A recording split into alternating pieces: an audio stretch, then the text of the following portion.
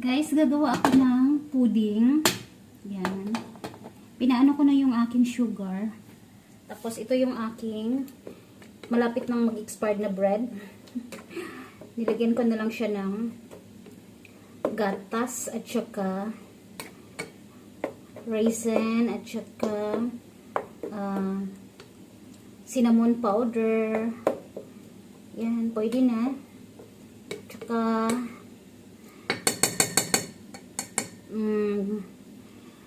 gatas na ano na iba, tsaka isang itlog. Nilagay natin dyan.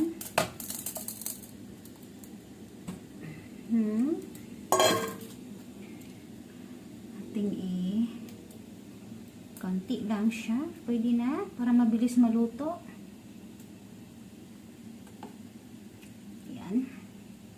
Tapos nagpakulo na ako ng tubig. Steam natin mamaya.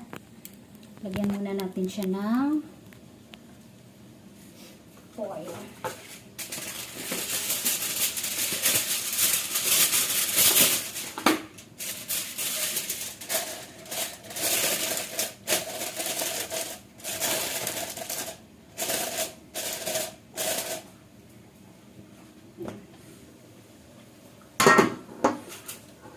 Kumukulo na yung ating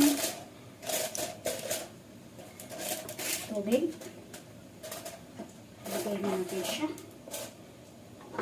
Pa natin. Lutuin ng mga 30 minutes. 30 minutes. Tingnan natin kung maluto na siya.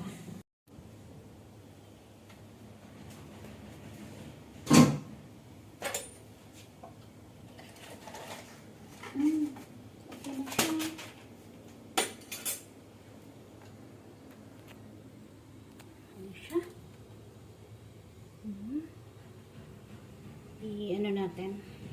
Yan. Ito na yung ating pudding. Pudding na tinapay. Yung kanina. Yan. Wow. Sana matanggal. Yan. Ayan na siya. Diba? Tapos slice natin. Slice natin. Wait ha. Kuha lang ako ng kutsilyo. Pudding ni Louie.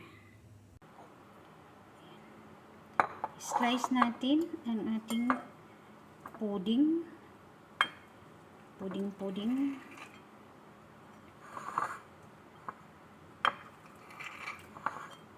Ano kayang lasa?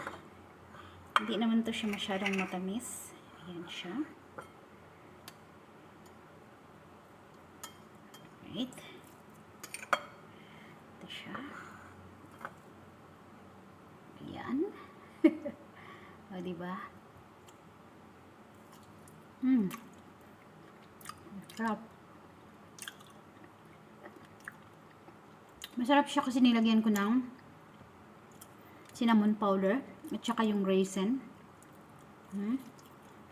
Tsaka hindi siya masyadong matamis.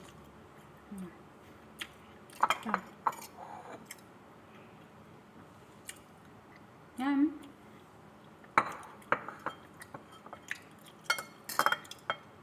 Perfect ang ating pudding na tinapay.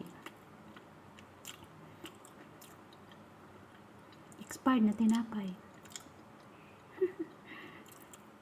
Lagay ko siya sa ref para malamig siya. Mas masarap. Ang kape bukas. Thank you for watching. Thank you.